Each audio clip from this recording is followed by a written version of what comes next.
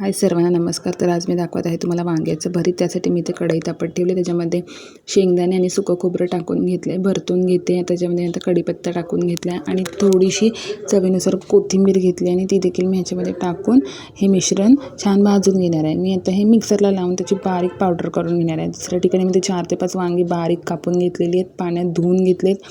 फोडणीसाठी मी कढई तापत ठेवली, त्याच्यामध्ये तेल टाकून घेतले. फोडणीची जी आपली नॉर्मल प्रोसेस असते त्याच्यामध्ये कढीपत्ता, राई, जिरं, कांदा देखील टाकायचं आहे, टोमॅटो देखील टाकायचं आहे, छान परतून घ्यायचं आहे लालसर होईपर्यंत. मग हे जे वाटलेलं मिश्रण आहे ते आपल्याला टाकून घ्यायचं आहे.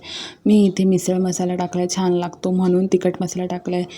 झणझणीत असेल तर बेटर. मग हे आपण कापलेले वांगे त्याच्यामध्ये टाकून घ्यायचे, परतून घ्यायचे, मीठ टाकून घ्यायचे. मी मगाशी कोथिंबीर टाकली त्यामुळे मी ते स्किप केले.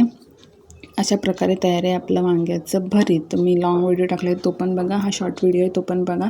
Thank you for watching. बाय.